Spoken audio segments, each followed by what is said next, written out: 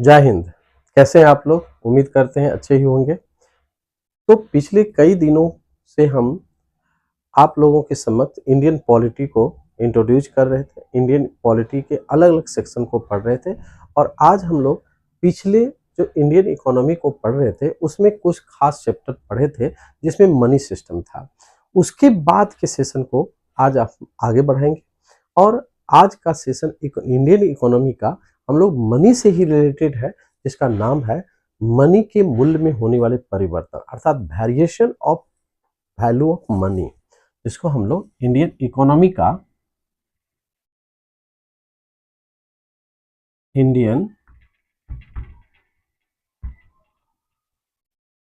का एक बहुत ही खास और अहम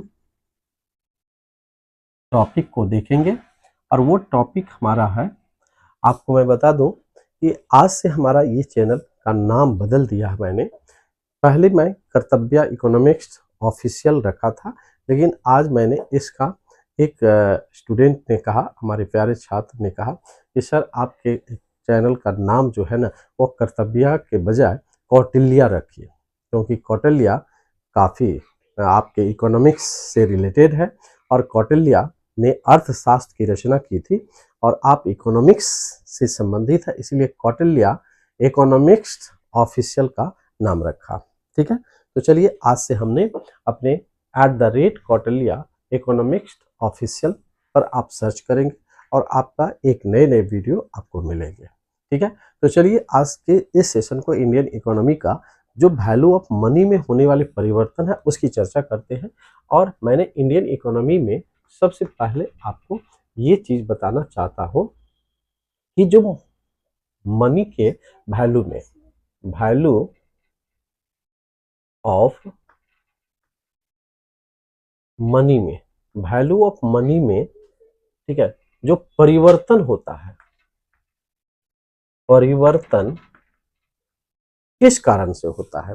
आपको पता है वैल्यू मनी का क्यों निर्धारित होता है? इसके लिए मैंने आपको 3 वर्ड समझाया था कि किसी भी वस्तु का मूल्य उसके स्कार्सिटी और उसके यूटिलिटी पर डिपेंड करता है, लेकिन मनी का जो वैल्यू है वो क्यों निर्धारित होता है? उसके पीछे सबसे पहला है परचेजिंग पावर। पहला कारण है परचेजिंग पावर, दूसरा है rate of exchange, rate of exchange, तीसरा है rate of interest, rate of interest. यही 3 कारण है, रीजन है मनी के मूल्य का। और इस मूल्य में जो परिवर्तन होता है उस परिवर्तन का कारण है क्वांटिटी ऑफ मनी। क्यूएम मतलब क्वांटिटी ऑफ मनी। ये जब इंक्रीज करता है इसका वैल्यू ऑफ मनी जो है वो डिक्रीज करेगा। याद रखना भाई, quantity of money QM increase, then value of money VM is decrease. Next दूसरी स्टेप में होता है क्वांटिटी ऑफ मनी जब डिक्रीज करेगा इसका वैल्यू ऑफ मनी जो है वो बढ़ता है। ये फॉर्मूला हमेशा फिक्स रहता है। आप याद रखिएगा कि जब आपके पास, हमारे पास इकोनॉमी में जब पैसा ज्यादा रहेगा तो उस पैसे का वैल्यू कम होगा। आपको पता है कि क्वांटिटी ऑफ मनी का जो सप्लाई करता है इकोनॉमी में वो हमारे अर्थव्यवस्था में वह कमर्शियल बैंकों के द्वारा होता है और उसको कंट्रोल करने का काम जो है आरबीआई अर्थात सेंट्रल बैंक ऑफ इंडिया के द्वारा होता है। तो ये वैल्यू ऑफ मनी में जो परिवर्तन होता है, वेरिएशन होता है, उसके कई स्टेप है, उसका कई नाम है। ठीक है, वैल्यू ऑफ मनी में परिवर्तन को कह सकते हैं कि मुद्रा के मूल्य में परिवर्तन को कई नामों से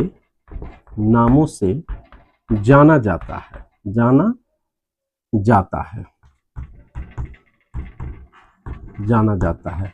मुद्रा के मूल्य में होने वाले परिवर्तन, मुद्रा के मूल्य में परिवर्तन को कई नामों से जाना जाता है। यह एक बहुत इंपॉर्टेंट बात है जो आपको हमेशा याद रखने की जरूरत है कि मनी के मूल्य में जो परिवर्तन होता है उस परिवर्तन का कई कारण हो सकते हैं, लेकिन उसे कई नामों में, कई स्थितियों में हम लोग उसका नामकरण करते हैं, नाम जानते हैं। तो सबसे पहले आप समझते हैं कि भारत में या हमारे देश में जो मनी है वह रुपया के नाम से जाना जाता है और ये करेंसी है।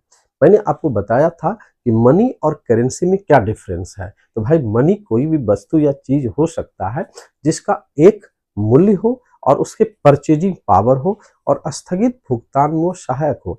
लेकिन करेंसी वो मनी होता है जिसको सरकार वैधानिक रूप से जारी करती है। याद आ गया होगा।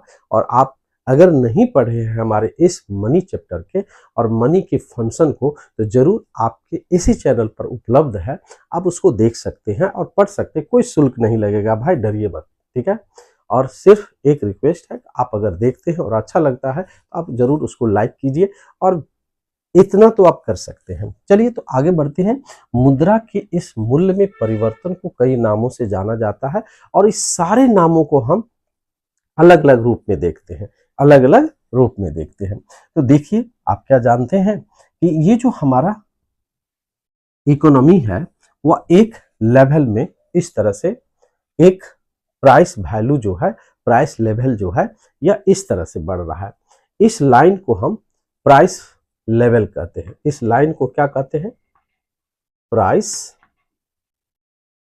लेवल कहते हैं, मूल्य स्तर कहते हैं। इसको हम लोग क्या कहते हैं? मूल्य स्तर कहते हैं। ये मूल्य स्तर समुद्री तरंग की तरह ऊपर नीचे करता रहता है। तो याद रखना है, ये जो है ये प्राइस लेवल क्या है, ओ से लेकर के एक्स तक मान लेते हैं। इस मूल्य पर, इस प्राइस लेवल पर कोई भी वस्तु खरीदने के लिए आप सक्षम होंगे और उतनी मात्रा में आपके पास क्वांटिटी ऑफ मनी होगी। निश्चित तौर पर जितना आप डिमांड करते हैं उतना वस्तु अवेलेबल भी होगा, यानी कि सप्लायर सप्लाई करने के लिए एफर्ट है और डिमांडर डिमांड करने के लिए उतना एफर्ट करता है, बेयर करने के लिए तैयार रहता है, क्योंकि उसके पास उतना क्वांटिटी ऑफ मनी मौजूद है, ठीक है। लेकिन अलग अलग परिस्थितियों में ये हमेशा परिवर्तन होता रहता है, और जब परिवर्तन होगा ये प्राइस लेवल यहाँ ए के पास जब आता है, ये सीधे ऊपर की ओर छलांग लगाता है। जब ऊपर की ओर छलांग लगाता है तो 0 से लगभग 10% के आसपास यह हो जाता है। इस स्थिति में क्या होगा? इस स्थिति में क्वांटिटी ऑफ मनी बढ़ रहा है तो वैल्यू ऑफ मनी घटेगा यहाँ, और जब क्वांटिटी ऑफ मनी बढ़ता है, वैल्यू ऑफ मनी घटेगा, तो स्वाभाविक है यहाँ पर प्रोडक्ट का प्राइस जो है वो बढ़ जाएगा, क्योंकि वैल्यू बढ़ा है, घटा है, तो वस्तु और सेवाओं का कीमत क्या है वो बढ़ जाएगा। यह एक कंडीशन बनेगा यहाँ पर, ठीक है। इस लेवल में जो हमारा ये ए से लेकर के बी तक की स्थिति है, ठीक है। यहाँ पर 10% जब मनी का वैल्यू यानी कि प्राइस लेवल बढ़ गया है तो आम लोगों का जीवन बहुत ही कष्टमय हो जाएगा, डिमांड उसका घट जाएगा, क्योंकि उसके पास जो क्वांटिटी ऑफ मनी है वो कम पड़ गया है। सप्लाई मार्केट में है लेकिन उसका कीमत बढ़ गया है, क्योंकि लोगों के पास इतना पैसा हो गया है वो अनावश्यक डिमांड करने लगा है। और ऐसी स्थिति को एक नया नाम दिया जाता है। वो स्थिति क्या है? तो वह स्थिति है इन्फ्लेशन। कौन सा स्थिति है? इन्फ्लेशन। इन्फ्लेशन एक वह स्थिति है जिसमें क्वांटिटी ऑफ मनी बढ़ती है और वस्तुओं और सेवाओं की कीमत भी बढ़ने लगता है। आपको पता है, आप जानते हैं, आप हमेशा इसको सर्वाइव करते हैं और उससे लड़ते हैं, वो है महंगाई। वस्तुओं और सेवाओं की कीमत में बढ़ना ही इन्फ्लेशन होता है। लेकिन यह क्यों हुआ है? तो नैसर्गिक कारणों से नहीं हुआ है, इसको किया गया है क्योंकि क्वांटिटी ऑफ मनी इकोनॉमी में बढ़ गया है। अब जब ऐसा हो गया है तो लोगों के जो क्रय शक्ति है वो कम हो गया है और उसका मांग घटने के कारण उसके जीवन स्तर में कमी हो जाएगी, नीचे हो जाएगा। फिर सरकार उसमें हस्तक्षेप करती है और इसके प्राइस लेवल को जानबूझ करके नीचे करना शुरू करेगी। और जब ये जानबूझ करके नीचे करेगी तो तो ये एक नए व्यवस्था को जन्म देगा, स्थिति पैदा होगा, क्वांटिटी ऑफ मनी घटना शुरू हो जाएगा। अर्थात यहाँ पर क्या होगा, क्वांटिटी ऑफ मनी घटाया गया, अपने आप नहीं घटा, घटाया गया, जिसके कारण क्या हुआ, वैल्यू ऑफ मनी बढ़ना शुरू हो गया। और जब वैल्यू ऑफ मनी बढ़ेगा तो स्वाभाविक है, क्वांटिटी घटा है तो मार्केट में वस्तुओं और सेवाओं की उपलब्धता बढ़ जाएगी और हो सकता है वस्तुओं और सेवाओं की कीमत गिरना शुरू हो जाएगा। तो प्रोडक्ट का प्राइस जो है वो कम होना शुरू हो जाएगा और ऐसी स्थिति में एक नई व्यवस्था और नई स्थिति जन्म ले लेगा, जिसको जानबूझ करके किया गया। ये क्या किया गया है, जानबूझ कर किया गया है, प्राइस लेवल को कम किया गया। देखिए यहाँ इधर आ रहा है, इसको कहते हैं डिस इन्फ्लेशन। इसको क्या कहते हैं, डिस इन्फ्लेशन कहते हैं। अब यहाँ पर प्राइस लेवल पर जनरल प्राइस लेवल, इसको हम लोग एक वर्ड और जोड़ ले भाई, ठीक है, जनरल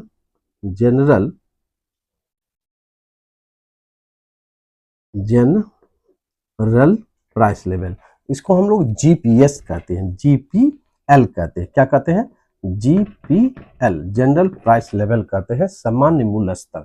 इसको क्या कहते हैं, सामान्य मूल्य स्तर कहते हैं। तो चलिए यहाँ पर जानबूझ के किया गया और इसको क्या कहते हैं, डिसइन्फ्लेशन कहते हैं। अब ये जब डिसइन्फ्लेशन बी से लेकर के सी बिंदु तक आएगा तो ये घटने का नाम नहीं लेता है, ये लगातार घटता रहता है और ये जीपीएल से नीचे चला जाता है। अर्थात कुछ स्वाभाविक कारण भी क्रिएट होता है, जिसके कारण क्या होता है, ये नीचे की ओर चला जाता है और यहाँ घटते घटते यह डी बिंदु पर आ जाता है। और डी बिंदु पर जब आ जाएगा, यहाँ पर जो क्वांटिटी ऑफ मनी घट रहा था वो बहुत ही तेजी से घट जाएगा। यानी कि यहाँ पर क्या होगा, यहाँ पर क्वांटिटी ऑफ मनी बहुत तेजी से घट जाएगा, एकदम नीचे चला जाएगा, जिसके कारण इस वैल्यू ऑफ मनी जो है बहुत तेजी से बढ़ेगा और परिणाम क्या होगा, प्रोडक्ट का प्राइस जो है वो बहुत ही गिर जाएगा। वैसे सप्लाई बहुत ज्यादा रहेगा क्योंकि डिमांड हो नहीं रहा है, क्वांटिटी ऑफ मनी घटने से डिमांड घट जाएगा, ठीक है। और यहाँ पर क्वांटिटी ऑफ मनी घटने से भी डिमांड घटेगा, लेकिन इसकी अपेक्षा यहाँ ज्यादा होगा और ऐसी स्थिति में ये जो परिस्थितियां उत्पन्न करेगी एक अलग कंडीशन पैदा कर देगा और उसे कहते हैं डिफ्लेशन। डिफ्लेशन कहते हैं, क्या कहते हैं, डिफ्लेशन कहते हैं। तो यहाँ पर इन्फ्लेशन हुआ, यहाँ डिसइन्फ्लेशन हुआ, यहाँ डिफ्लेशन हो गया, मुद्रा अविस्फीति, यहाँ पर मुद्रा का संकुचन हुआ। अब डी बिंदु एक ऐसा बिंदु होता है जहाँ पर डिमांड जो है वह कम हो गया है सप्लाई की अपेक्षा।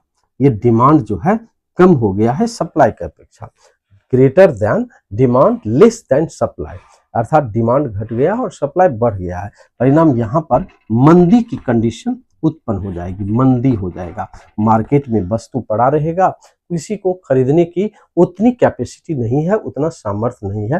परिणाम क्या होगा कि सरकार जानबूझ करके क्वांटिटी ऑफ मनी को बढ़ाएगा, अर्थात वो क्रिएशन करेगा ताकि जनता के बीच में पैसा आए और वो फिर क्या होगा, यह प्राइस लेवल को ऊपर की ओर बढ़ाएगा और जब बढ़ाएगा तो धीरे धीरे क्वांटिटी ऑफ मनी बढ़ना शुरू हो जाएगा, लोगों के पास पैसा आएगा और जब पैसा होगा तो वैल्यू भले गिर जाएगा मनी का, लेकिन प्रोडक्ट का प्राइस जो है वो बढ़ना शुरू हो जाएगा, मांग बढ़ेगा तो यहाँ पर प्राइस भी बढ़ेगा। तो यह एक प्रकार का इन्फ्लेशन की स्थिति है, लेकिन यह इन्फ्लेशन की स्थिति इन्फ्लेशन न कहला करके रिफ्लेशन कहलाता है। क्या कहलाता है, रिफ्लेशन। याद रखना भाई, ये रिफ्लेशन कहलाता है। क्या कहलाता है, रिफ्लेशन, अर्थात यह जान बूझ कर मुद्रा का विस्तार करती है। सरकार यह जानबूझ करके विस्तार, आगे आप पढ़ेंगे कि किस कारण से मुद्रा का विस्तार होता है, तो ये रिफ्लेशन हुआ।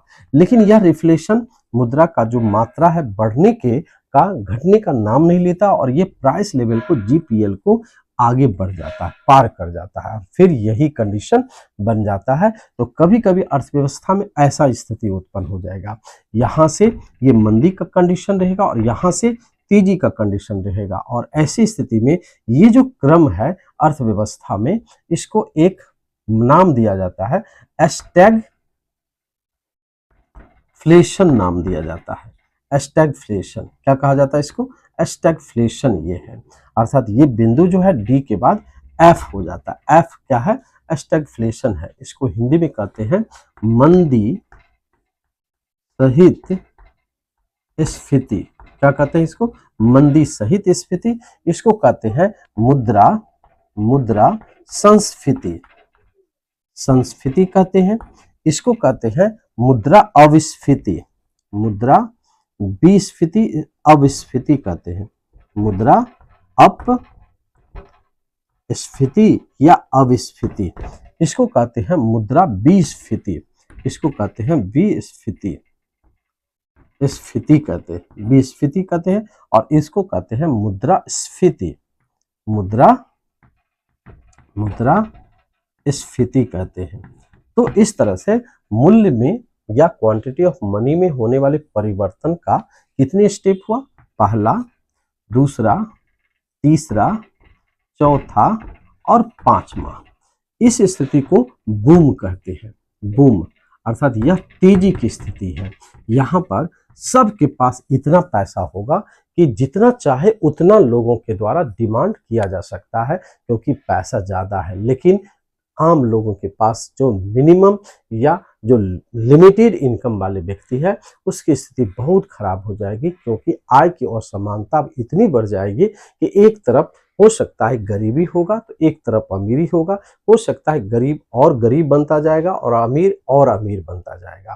तो ये था हमारा मुद्रा के मूल्य में होने वाले परिवर्तन की अलग अलग स्थिति। कितने नामों से जाना गया? मुद्रास्फीति, इन्फ्लेशन, दूसरा है डिफ्लेशन, तीसरा है डिसइन्फ्लेशन, चौथा है रिफ्लेशन और स्टैगफ्लेशन। इसके अलावा भी मुद्रा के मूल्य में होने वाले परिवर्तन का एक और है स्थिति, कहा जाता है डिवैल्यूएशन।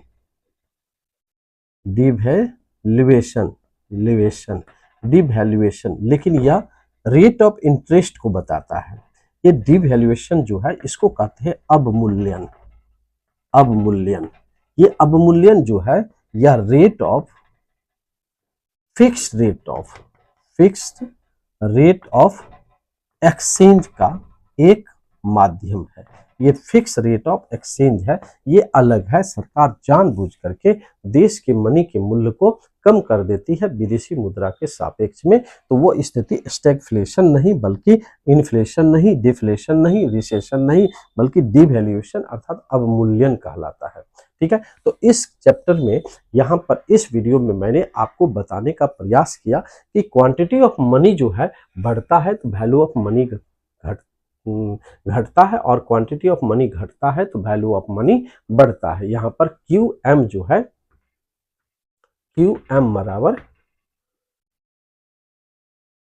क्वांटिटी ऑफ मनी को बताता है, और VM जो है ये वैल्यू ऑफ मनी को बताता है, वैल्यू ऑफ मनी।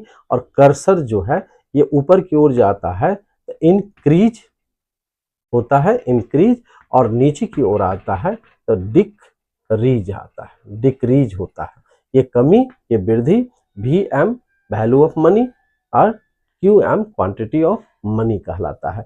तो इस तरह से मुद्रा के मूल्य में होने वाले परिवर्तन के विभिन्न स्थितियों को आपने समझा, और इस रेखा से मैंने बहुत ही आसानी से आपको समझाने का प्रयास किया। अगली क्लास में हम लोग एक एक करके देखेंगे। तो वह है इन्फ्लेशन, अर्थात किस कारण से इन्फ्लेशन होता है, उसका परिणाम क्या होता है, और यह जब होगा इसका इम्पैक्ट जो है सबसे ज्यादा किस पर पड़ेगा। उसी तरह से डिवैल्यूएशन और डिफ्लेशन में क्या अंतर है, अर्थात डिफ्लेशन और डिसइन्फ्लेशन में क्या अंतर है, वो देखेंगे। सबको बारी बारी से देखेंगे। तो आज के इस क्लास को यहीं समाप्त करते हैं। मुझे उम्मीद है इस मनी के वैल्यू में जो परिवर्तन हो रहा है, क्वांटिटी ऑफ मनी में जो परिवर्तन हो रहा है, उसके विभिन्न स्थितियों को आप बहुत ही अच्छी तरह से समझ गए होंगे, और आप अपने मनी के अर्थात देश में या अर्थव्यवस्था में जो मुद्रा के मूल्य में परिवर्तन होता है, या महंगाई या बेरोजगारी जो होता है, उसको आप अच्छी तरह से समझ गए होंगे, और इकोनॉमिक्स के जो विशेष बातें हैं उसको, उसके लेवल को आप बढ़ाया होगा। ठीक है, तो इसी के साथ आज के इस सेशन को समाप्त करते हैं। अगले सेशन में हम लोग इन्फ्लेशन को लेकर आएंगे और अगले वीडियो में इसको बहुत ही अच्छी तरह से अब समझने का प्रयास करेंगे। Okay, thank you.